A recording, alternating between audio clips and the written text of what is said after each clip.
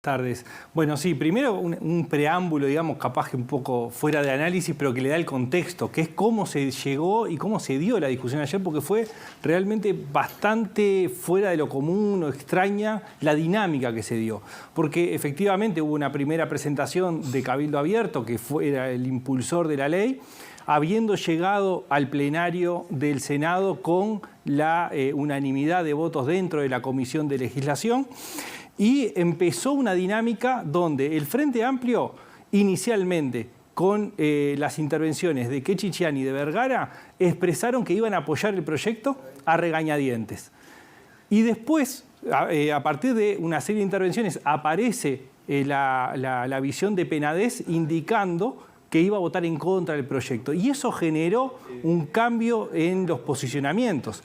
Porque, bueno, después Rodrigo Blas acompañó la idea de Penades y ahí el Frente Amplio puso la moción para que el proyecto vuelva a la comisión para seguir siendo estudiada.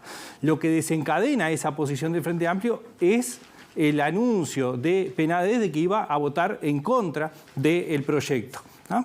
Entonces, eso genera un giro y se llama el cuarto intermedio. Y ahí se da otro elemento que es bastante extraño, digamos, para ese momento, que es que al regreso del cuarto intermedio se vota el proyecto de ley, se descarta, se vota negativamente enviarlo a comisión. Se vota favorablemente el proyecto de ley con la ausencia de los senadores del partido del Frente Amplio. Después ingresan los senadores del partido del Frente Amplio, ¿no? Y ahí piden la reconsideración y ahí es cuando se vota pasar a comisión. Es decir, tuvo una serie de elementos para darle contexto a esto que fueron bastante extraños por las entradas, por las salidas y por las sorpresas que se generaron a partir del anuncio de cómo se iba a votar. ¿Y esto cómo afecta al Frente Amplio? ¿Cómo queda posicionado el Frente Amplio y su interna?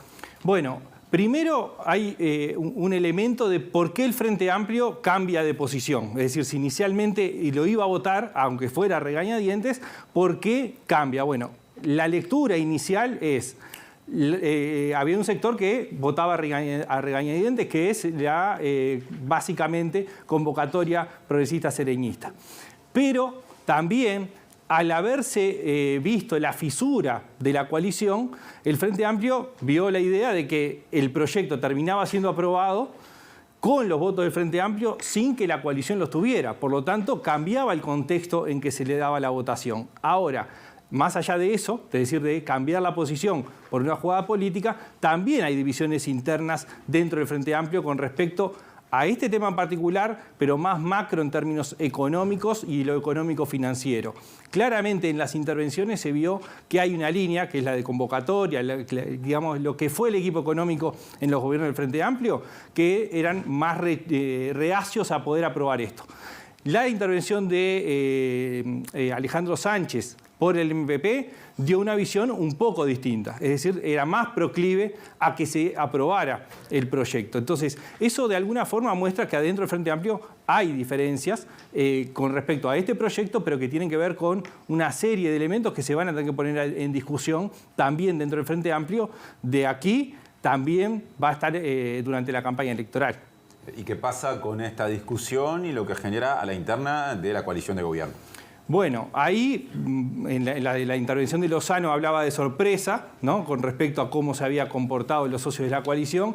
Creo que claramente se conformó una especie de desaire a Cabildo Abierto. Es decir, Cabildo Abierto propone un proyecto, lo aprueban por unanimidad en la comisión y cuando va a votación en el momento del plenario es que se anuncia un voto negativo. Eso es un antecedente que de alguna forma genera un malestar en Cabildo Abierto.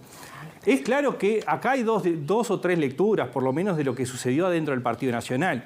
Una lectura es que hay divisiones internas y las visiones eran distintas y que no se expresaron antes de que el proyecto se votara en comisión. Otra lectura puede ser el Partido Nacional votó dividido y de alguna forma representa intereses distintos. Es decir, con una postura defendida por una parte del Partido Nacional más proclive a favor de la ley y otra más contraria a ese proyecto. Lo que sí es cierto es que el anuncio de Penades de votar en contra no parece ser una decisión absolutamente personal. Es decir, el herrerismo decidió esto y no parece sensato pensar que lo haya hecho en contra de la voluntad del presidente, ¿no? Entonces acá hay un tire y afloje adentro de la coalición que habrá que ver qué consecuencias trae para adelante en el vínculo de Cabildo Abierto con los socios, fundamentalmente ahora, en este contexto, con el Partido Nacional o con una parte del Partido Nacional, y bueno, cómo termina siendo las consecuencias en función de qué suceda con este mismo proyecto ahora que vuelve a la comisión, ¿no? Porque ahí estaban las dos visiones, que esto era para enterrarlo, digamos, y otro que era el compromiso de mejorarlo para seguir adelante. Eso será una segunda etapa. Como que volvió el viejo Parlamento previo a los bloques de los últimos años. Me animo a decir, si uno esto con anécdotas de otros tiempos. Gracias, Eduardo, y hasta la próxima. Muchas gracias a ustedes. Y seguimos haciendo MB